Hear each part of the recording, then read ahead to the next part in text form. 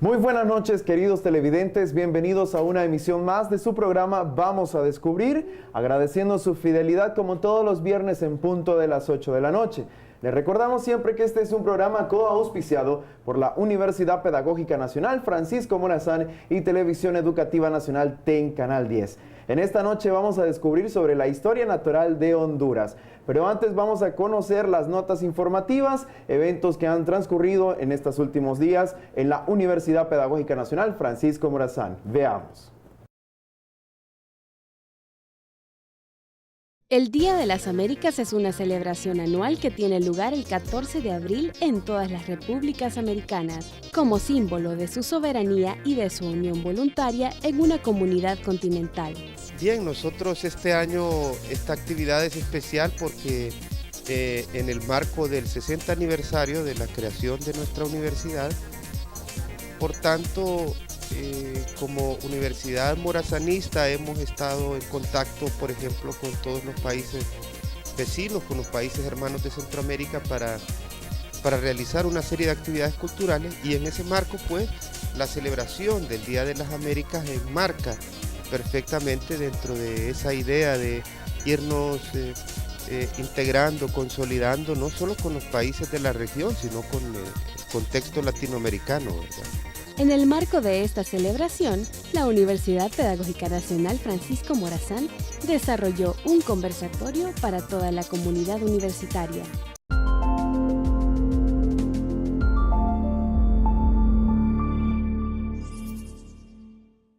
Bien, les recordamos que ya puede visitar nuestra página en YouTube y nos puede encontrar como clave UPN FM. Nos vamos a ir a una brevísima pausa comercial, ya estaremos de regreso.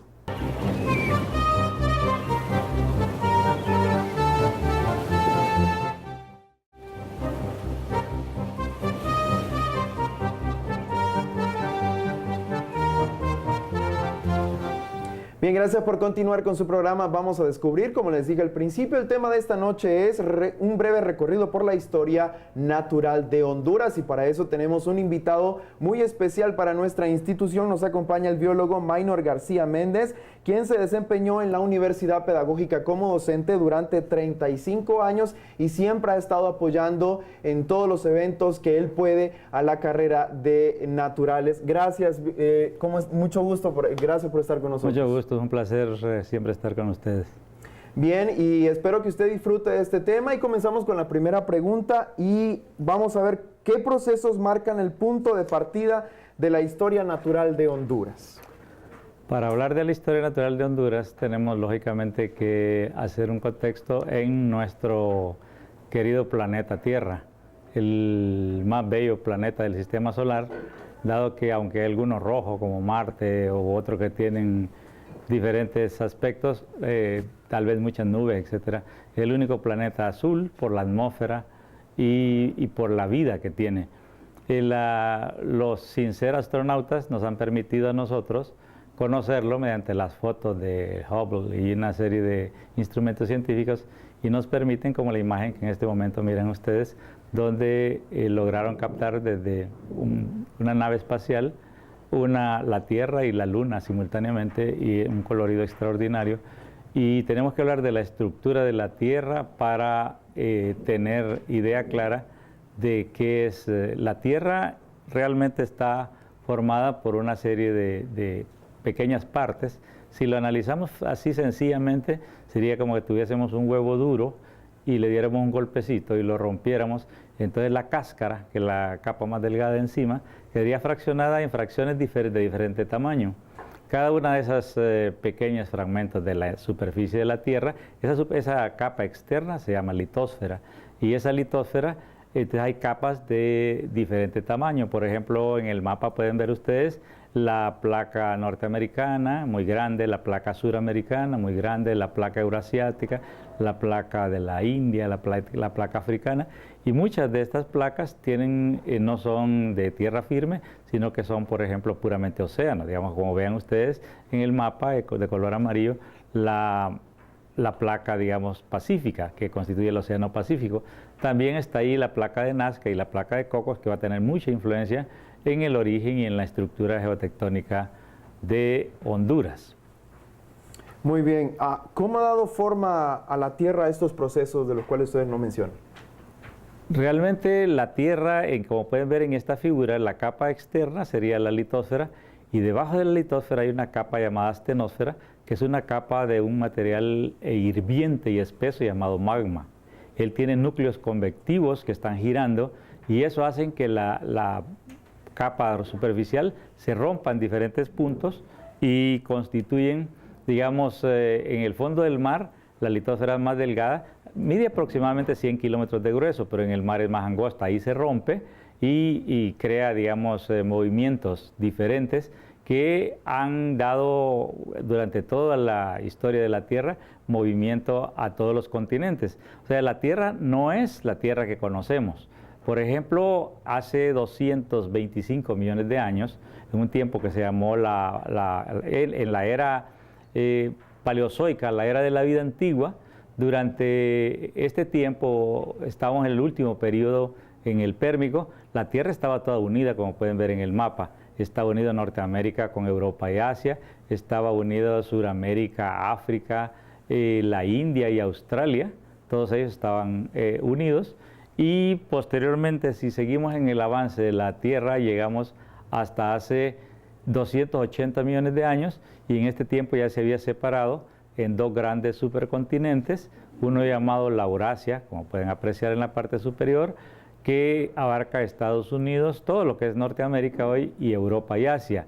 Y en la parte inferior vemos nosotros a Suramérica, totalmente separado. Hay que hacer hincapié en este momento que, como estamos hablando de la historia de Honduras, ven que en este mapa no aparece Centroamérica aún.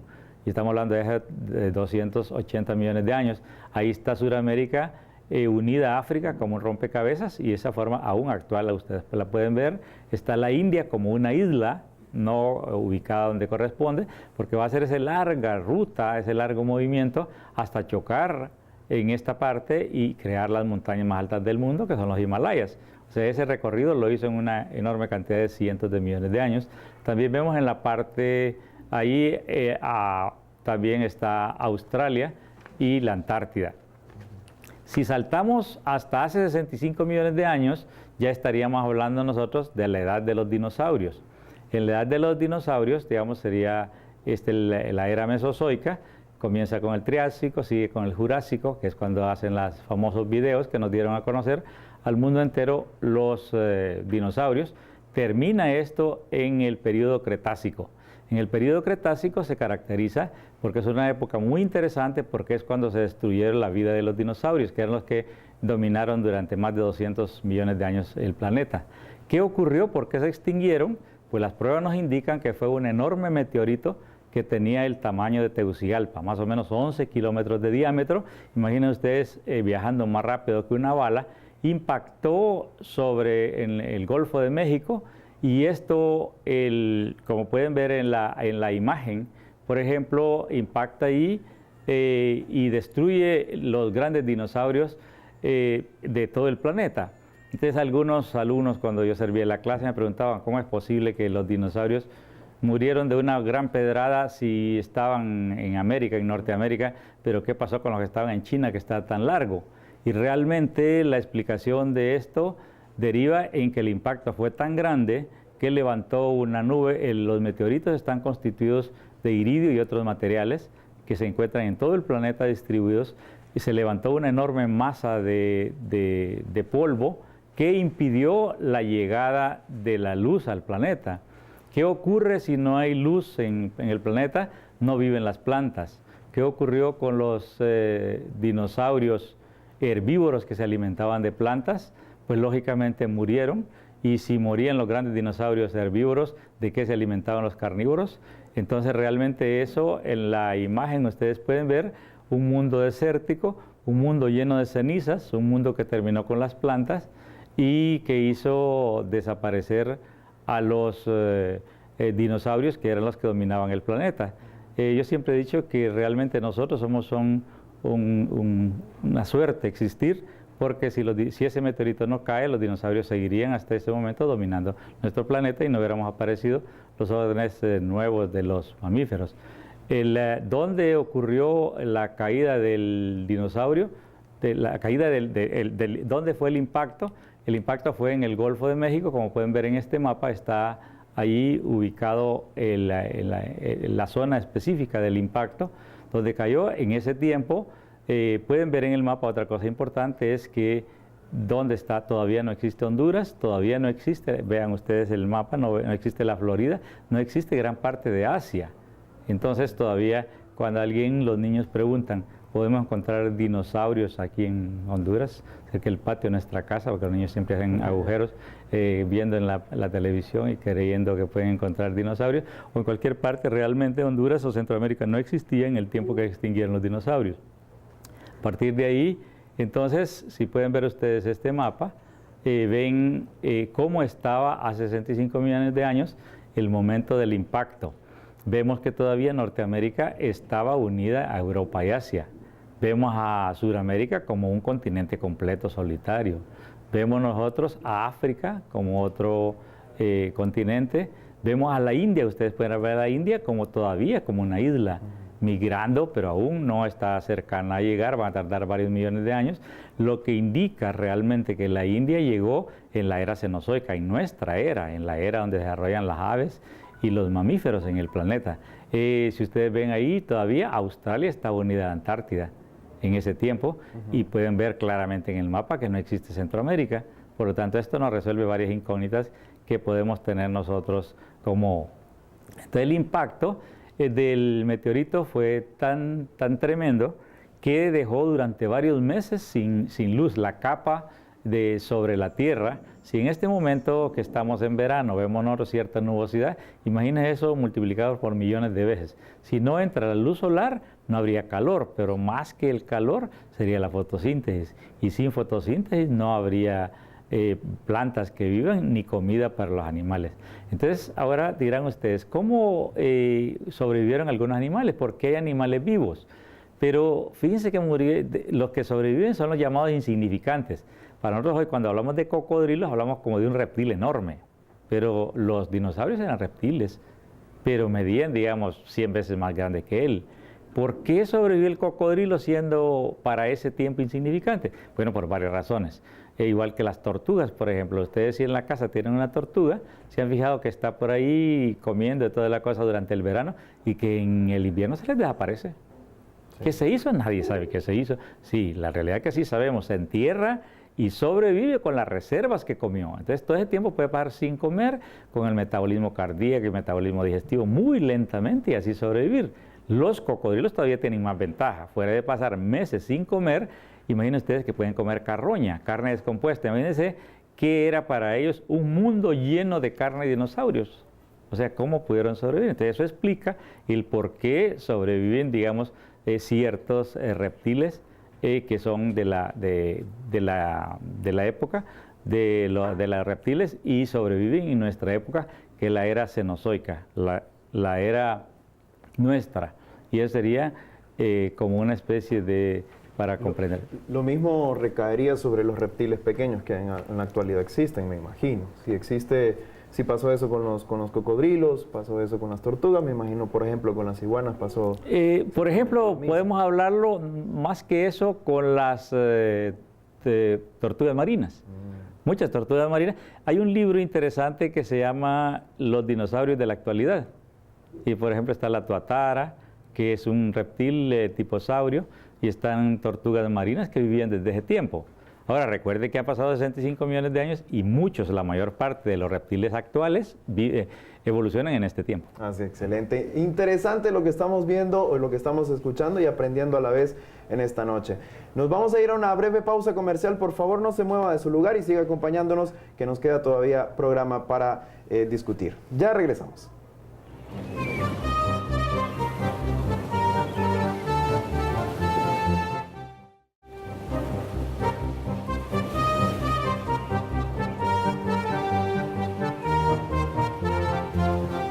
Gracias por continuar con nosotros. Les recordamos que el tema de esta noche es un breve recorrido por la historia natural de Honduras y para eso nos acompaña el biólogo Maynor García Méndez, quien está compartiendo con nosotros este interesantísimo tema. Al final, con todo lo que vimos en el segmento anterior, me surge a mí una curiosidad que quizás a muchos televidentes también. Usted nos mencionaba que el planeta se movió. Muchas partes se dispersaron, otras se unieron. Pero la pregunta es ahora, ¿actualmente los continentes se siguen moviendo? ¿Van a haber más separaciones o quedará ya a partir de ese momento estático? Bueno, cuando comencé al principio, hablaba del ejemplo de la cáscara de huevo, que es la capa donde estamos parados, la litosfera, donde están los edificios, donde están los océanos. Realmente el movimiento lo causa la segunda capa, que es la capa de material ígneo derretido, y que se llama magma, que es la capa que se llama astenosfera, y hace que los movimientos sean constantes. Eso explica que todos los días, sin excepción, hay más de 1000 sismos. Claro que no todos son destructivos y son de acomodación de placas, pero en muchos países, por ejemplo, están acostumbrados y dicen, aquí tiembla, y lo toman como natural. Y realmente cuando eso ocurre en un país, están muy bien porque nunca ocurrió un sismo de gran intensidad. Pero si vemos el mapa que está en la pantalla, pueden ver el planeta como está ahorita. O sea, los continentes todos conocemos la ubicación de la ubicación, por ejemplo, de América, de Asia, del Océano Atlántico, el Océano Pacífico, etcétera. Pero los movimientos continúan. Por ejemplo, saltémonos 50 millones de años. ¿Qué ven ustedes en 50 millones de años? Ven, por ejemplo, cosas interesantes, que si observan bien el mapa van a ver que África ya no está separado de Europa, que la forma en que se van moviendo hace que hay una presión de África sobre la península, digamos, arábiga, y desapareció. La península arábiga no existe y en este caso, digamos, ya la Antártica no está en la masa de hielo, sino que está más arriba. Honduras está a nivel de lo que sería la Florida, un poco arriba del estado de Texas sería, y está alineada, digamos, la parte de Venezuela con el Golfo de Fonseca, con el Golfo de México, disculpen, y Australia ya subiendo, casi llegando a los países asiáticos. Eso sería dentro de 50 años. Pero voy a poner un ejemplo para que, digamos, terminaría de redondear la historia que conté, porque comenzamos con la Pangea hace 225 millones de años, durante la era paleozoica, cuando todos los continentes estaban juntos, y eso se llamaba Pangea. Entonces aquí va a ocurrir una nueva Pangea y va a ocurrir exactamente dentro de 250 millones de años. Ven ustedes cómo está unida África con Norteamérica, con Sudamérica, con la única diferencia que va a haber un mar interior, un mar todavía que los científicos no deciden qué nombre ponerle, porque ni siquiera tiene ningún interés en este momento, etcétera. Pero sí se sabe, con el estudio de las placas, el movimiento preciso por centímetros de cada una de ellas. De hecho, mencionaba usted que al tiempo que vamos y al acelerador que le estamos poniendo, no llegaremos a presenciar ese momento. No, las relaciones geotectónicas con la Tierra representan esa circunstancia que la vida del humano...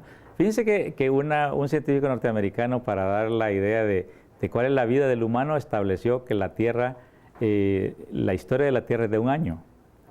Y comienza a explicar en qué tiempos aparecen cada uno de los seres, o aparece, digamos, la vegetación, etcétera, etcétera. Pero termina diciendo, para que tengamos idea del humano, cuándo aparece el 31 de diciembre a las 11:59 con 59 segundos. Entonces, si tenemos esa idea de relación, entonces no podemos hablar de millones de años, cuando el humano, para mí, como biólogo, sería, no logro ver al humano duplicando la era cristiana. Estos apenas 2000 años que tenemos, con la enorme destrucción masiva y rápida de recursos que llevamos. Muy bien. Pasemos a la parte de Centroamérica. ¿Hace cuánto tiempo se forma Centroamérica? Para hablar de Centroamérica, tenemos realmente cuándo se formó, sabemos que fue ya en nuestra era, en la era cenozoica. Y en próximas ediciones, que ya quedamos con el compromiso que me invitarán, van a ser, como en ciencia solo podemos hacer algo. Honduras existe de acuerdo a las pruebas cuando llegaron los primeros seres acá. Entonces va a haber una historia cuando llegó cada uno de los órdenes, cada uno de los grupos, cada uno de los, por ejemplo, en mamíferos, que es lo que más se ha estudiado, podremos hacer un programa interesante sobre los mega mamíferos que hubo en Honduras en el pasado, si ustedes lo desean. Pero en este momento voy a comenzar para un poquito diferente. ¿En qué placa está ubicado? Si hablamos de placas tectónicas, ¿en qué placa está ubicada Honduras? Está ubicada en la placa del Caribe. Una placa que, como pueden ver en el mapa, ustedes sufren una serie de presiones diferentes. Por ejemplo, en el Atlántico de Honduras va la falla del Motagua. La falla del Motagua atraviesa el país de Guatemala. Entonces, todo Centroamérica está incluido en la placa del Caribe, excepto Guatemala, que por lo menos 2/3 de Guatemala quedan en la placa norteamericana. Mientras que los demás países de Centroamérica sí están incluidos acá. Cuba también forma parte de la placa norteamericana, mientras que, por ejemplo, Puerto Rico, Haití, Dominicana y todas las islas menores, a veces que podemos darles grandes goleadas en la eliminatoria, esos también forman parte de nuestra placa. Sí. Y ahí está la placa y la placa del... Entonces, ¿cuándo se forma? Más que cuándo se forma, que lo haremos para el final, veamos qué fuerza lo forman. En esta figura ven ustedes, por ejemplo, la placa que queda inmediatamente al sur de Centroamérica se llama la placa de Coco, en relación a la isla famosa de Coco, que recuerden ustedes que es la donde imaginariamente ponen la historia de Jurassic Park. O sea, una isla en el Pacífico, una magnífica isla que tienen ellos, y allí hacen ese proceso imaginario los norteamericanos, y una magnífica visión que nos dieron de los dinosaurios que hizo que se otorgaran una gran cantidad de millones para investigación de estos fósiles. Aquí vemos, en esta placa, vean ustedes qué impresionante, porque se ve la placa de Cocos, se ve una fosa que se llama fosa mesoamericana de gran cantidad de kilómetros de profundidad, y esa placa de Cocos está sumergiendo bajo Centroamérica, debajo. Ese proceso se llama subducción. Vean la imagen, qué impresionante, y eso es lo que determina varias cosas. Por ejemplo, nos explican ¿dónde están las cadenas volcánicas de Centroamérica? Están en el Pacífico. Están en el Pacífico, por ejemplo, ¿dónde hay volcanes? En Costa Rica, en Nicaragua, en Panamá, en Guatemala, en México, pero solo en el Pacífico. ¿Por qué? Porque esta imagen que observan, esa subducción, crea un roce enorme y crea, además de eso, una cadena de volcanes. Por ejemplo, la isla de Zacate Grande y la isla del Tigre son dos volcanes en formación que van a tener muchos años, cientos de años posiblemente, para que lleguen a las primeras erupciones. O sea que posiblemente no causen ningún problema ahorita. Pero sí podemos explicar otros fenómenos, por ejemplo, como fue el gran terremoto que destruyó Managua, que siempre habrá de esa intensidad o de mayor intensidad en el futuro. O sea, esta falla es las mismas fallas que se llevan por todo el Pacífico de América y que también ponen gran problema, digamos, en el caso de California, en los Estados Unidos, que ya han sufrido terremotos gravísimos con cientos de miles de muertos, y los muertos van a ser menos, como se vio en Japón, pese a la intensidad, pocos muertos y gran destrucción, principalmente por los tsunamis. Pero en Centroamérica, El Salvador también va a ser muy afectada, y esto es parte de los fenómenos que nos llegaron a la formación de Centroamérica, que yo creo que el cuándo quedará más o menos como pendiente por lo siguiente, porque como hombre de ciencia tenemos que explicar las pruebas. Si los primeros seres llegaron aquí, entonces ya estaba Honduras. Entonces, más que una historia contada que nadie puede aseverar, digamos eso, pero sí podemos aseverar cuándo llegaron los primeros organismos vivos a Honduras. Ahí se ve, digamos, cómo la placa se sumerge, dando origen a las cadenas de volcanes y esas zonas inestables. ¿Qué ventaja tenemos nosotros en relación a, digamos, al resto de Centroamérica en relación a los terremotos? Pues estamos protegidos por el Golfo de Fonseca, y por eso un terremoto nunca tendrá la intensidad del de Managua, digamos, en Choluteca o San Lorenzo. Y quería explicar también la relación que hay de sismos. En el mapa que tenemos ahí pueden ver ustedes en el norte de Honduras la falla del Motagua. Esta falla atraviesa todo Guatemala, Esta falla se activó el 28 de mayo del 2009, justamente un mes justo previo al golpe de Estado. O sea, fueron los dos sismos grandes de ese año. Ese sismo fue de 7.0 grados de magnitud, y ustedes fijaron, hubo algún destrozo en Puerto Cortés, y se cayeron algunas latas en los supermercados. Y lo extraño, o tal vez no muy extraño, que el único edificio que cayó era el edificio nuevo de la Corte Suprema. Sí. O sea que, bueno, hay mucha historia en eso que contar, ya todos los hondureños conocemos.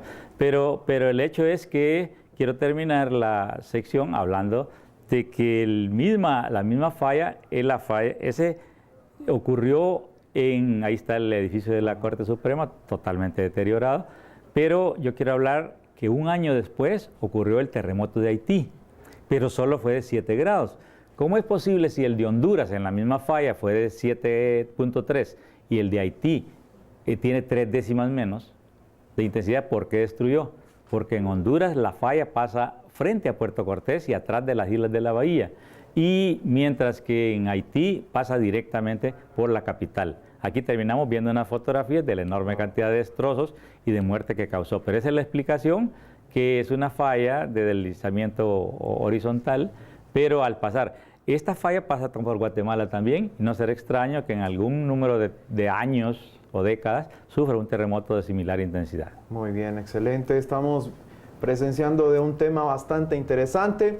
Nos vamos a ir a una pequeña y corta pausa comercial, por favor, no nos cambie, que seguimos con más.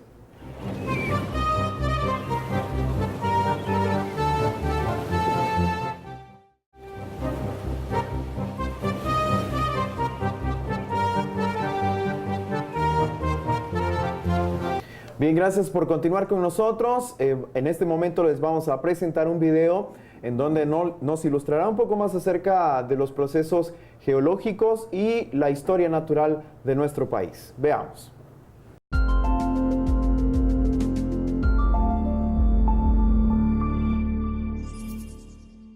Entonces vamos a hablar un poco de lo que es placas tectónicas y deriva de placas para entender cómo se van formando los continentes.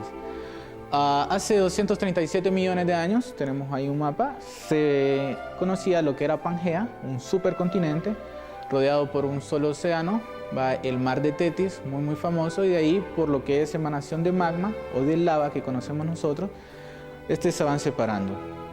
Cada una de estas líneas rojas se conocen como dorsales interoceánicas, y ahí es donde está emanando magma constantemente. Hay 3 tipos de placas. Placas divergentes, que son aquellas que se separan, placas convergentes, que son las que chocan, y las placas transformantes, que solo se mueven lateralmente. De Pangea, va después en el Jurásico Superior, 152 millones de años, se forma lo que es la Eurasia y Gondwana. Dentro de Gondwana estaba parte de Sudamérica, parte de África, parte de Antártida y la India, y en la Eurasia estaba pues Europa, China, entre otros. De ahí se siguen separando para ya lograr separar lo que es Sudamérica y África, Asia y parte de Norteamérica, hasta tener lo que tenemos hoy en día. Este es el mapa actual, tenemos diferentes 5 continentes, y nosotros podemos observar que lo que es la India se movilizó hacia la parte norte hasta pegar con Asia, y esas se conocen como las placas convergentes. Cuando estas placas chocan, una subduce entra al núcleo de la Tierra. Aquí tenemos lo que es el núcleo, entra al núcleo, y de esta manera empieza a renovarse la misma roca. Estas lavas, al momento que se enfrían, son las que dan las diferentes rocas. Y las placas convergentes, una subduce, entra al núcleo, y la otra se forma como un acordeón para formar las montañas, y las otras, las divergentes, son aquellas placas que se van separando. Toda esta formación de continentes ayudó a que Centroamérica se formara. Geológicamente, Centroamérica es joven. Una vez que se forma Centroamérica, hay un intercambio biótico, surge un puente, y de esta manera empieza a migrar lo que son faunas de norte a Sudamérica y de Sudamérica a Norteamérica. Ok, aquí tenemos lo que es parte de las rocas, lo que es esta formación, este enfriamiento de las lavas o del magma que sale a la superficie, transforma diferentes tipos de rocas. Tenemos lo que son las rocas ígneas, estas que están acá, son aquellas rocas que se enfrían, o el lava directamente que se enfría, forma estas rocas. Tenemos el ejemplo de la famosa piedra pómez, son espumas de las lavas y por eso es porosa. El basalto es otra de las rocas. Luego tenemos lo que son las rocas sedimentarias, los sedimentos por erosión, viento, lluvia, entonces todos estos sedimentos se conglomeran y empiezan a formar rocas como las pizarras, como los conglomerados. Y las terceras rocas serían las rocas metamórficas, su nombre lo dice, sufren metamorfosis. Son aquellas rocas que se transforman por grandes presiones y grandes temperaturas, como el mármol. ¿Qué es lo que pasa con estas rocas? Estas rocas se van regenerando, se renuevan, y cuando hablábamos allá de lo que es que las placas subducen, puede ser una roca ígnea, entra al centro de la Tierra, vuelve a ser lava y una vez que sale, se puede pasar de una roca ígnea a una roca sedimentaria o de una sedimentaria a una metamórfica. Están en esos ciclos regenerativos. Cada una de estas rocas, al momento de que se van erosionando, dan los diferentes tipos de suelo que nos ayudan a los diferentes tipos de ecosistemas. Una misma roca como esta, andesita, con diferentes tipos de clima, diferentes tipos de lluvia, dan diferentes tipos de suelo que nos dan los diferentes tipos de ecosistemas. Okay, en esta parte tenemos lo que son los fósiles, para seguir hablando un poco de formación de placas, de rocas. Recordemos que los fósiles son aquellos restos orgánicos, ya sean de animales o de plantas, que por el pasar del tiempo, millones de años, los compuestos inorgánicos del suelo desplazan los compuestos orgánicos y quedan de esta manera. Estos que parecen rocas, la verdad es madera petrificada. Son pedazos de tronco fosilizados. Aquí podemos ver lo que son anillos de crecimiento, corteza, anillos de crecimiento. Estos anillos de crecimiento lo único que nos explican era cómo era el clima en ese momento. Anillos muy gruesos, climas adaptables para ellos, anillos delgados, climas no adaptados. Y la coloración es de donde se van encontrando.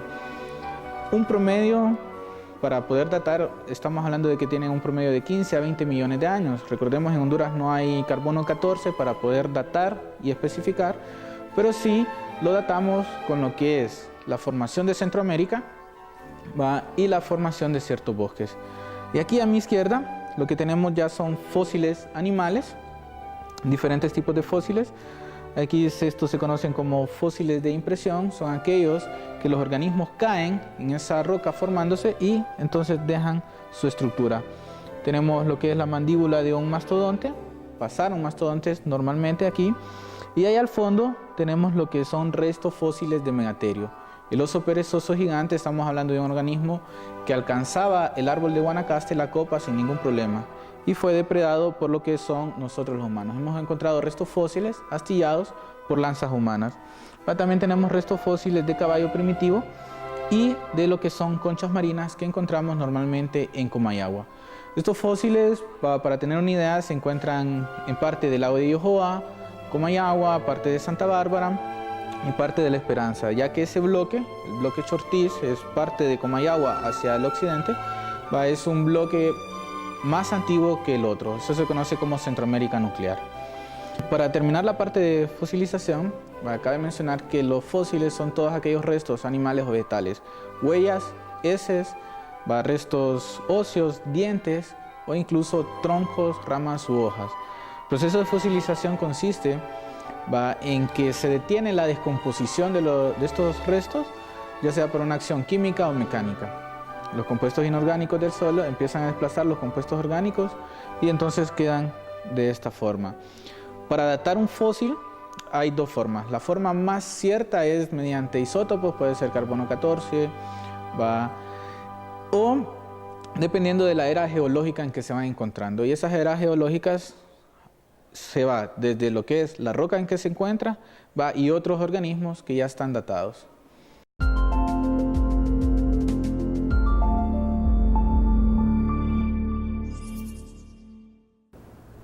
Bien, gracias por continuar con nosotros. Hemos visto este interesante video y pues escucharemos los comentarios del licenciado.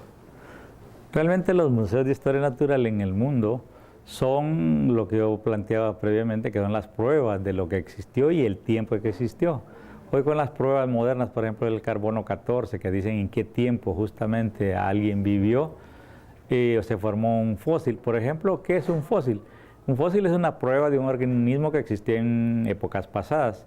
La gente ha visto, por ejemplo, en el museo de la universidad, hay un esqueleto de ballena o algún otro de una planta que fue petrificada a través de una planta petrificada. ¿Qué es? Es la planta misma. Realmente lo que ocurrió es lo siguiente.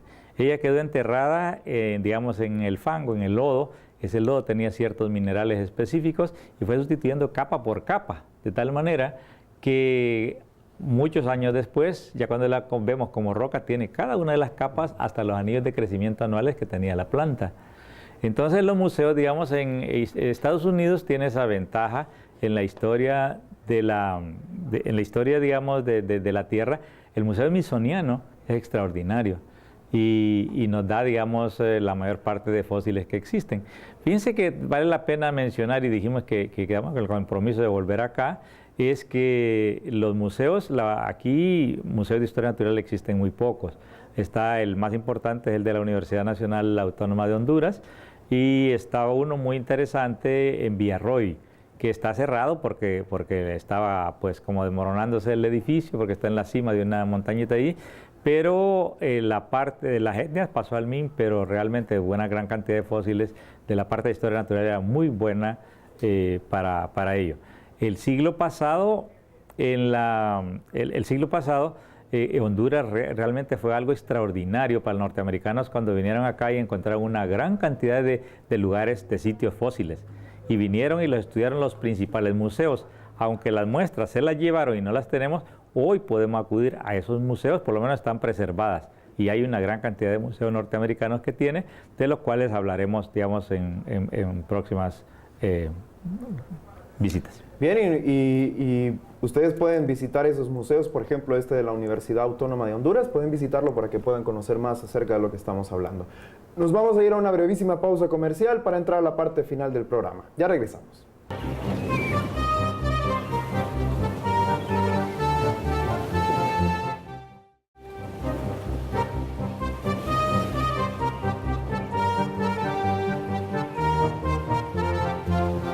Bien, casi se nos acaba el tiempo, hemos llegado a la parte final del programa, esperamos que usted lo haya disfrutado y el tema que hemos discutido se llama un breve recorrido por la historia natural de Honduras y agradecemos la visita del biólogo Maynor García Méndez. Gracias por haber estado con nosotros esta noche y habernos ampliado sobre este interesante tema y cerramos con sus conclusiones. Bueno, podemos concluir que realmente nuestro planeta es un planeta extraordinariamente activo. Hablemos del planeta y no nosotros que somos muy activos en la destrucción de él, sino que las fuerzas que se mantienen bajo la capa que estamos parados, bajo la litosfera, seguirán activas, están hoy activas y seguirán siempre. O sea, el planeta siempre estará cambiando y no han pasado los terremotos, los sismos de mayor intensidad. Siempre habrán sismos que nos asombren, como el que ocurrió en Chile y en Japón, que hasta movieron el eje de la Tierra. O sea, fue tan impresionante la intensidad que causaron daños. O sea, esto acelera algunas partes del cambio climático, hace que la incidencia del sol y de corrientes se dé en otras partes. Y todo esto, más la contaminación y los daños que nosotros hacemos, hacen que cambie mucho. Pero nuestro planeta es un planeta muy interesante y para llegar a conocer la historia natural de Honduras tendremos otras visitas acá en la cual trataremos temas interesantes, por ejemplo, ¿cuándo llegaron los mamíferos de Honduras? Digamos, ¿cuándo llegaron el jaguar a Honduras? ¿O vivió en Honduras el famoso dientes de sable, uno de los depredadores más grandes que hubo en el pasado, que a veces lo hemos visto en películas? ¿O cuál fue nuestra fauna prehistórica en Honduras, los megamamíferos? ¿Qué tamaños tuvieron? ¿Cuáles eran herbívoros? ¿Cuáles eran carnívoros? Es una de los próximos programas que tendremos acá. Bien, de hecho, la buena noticia para nuestros televidentes es que lo vamos a seguir teniendo, ¿verdad? Vamos a seguir compartiendo estos interesantísimos temas para el deleite de ustedes. Muchas gracias, yo siempre me sigo considerando parte de esta casa. Gracias Desde a que usted. Salí en 2013, sigo considerando aún parte de ella. Y gracias Muchas porque nos regala el privilegio de tenerlo aquí con nosotros en este especial programa. Gracias A usted también le agradecemos por haber estado con nosotros y como todos los viernes en punto de las 8 de la noche, nos vemos el próximo. Gracias a todos ustedes, nos vemos.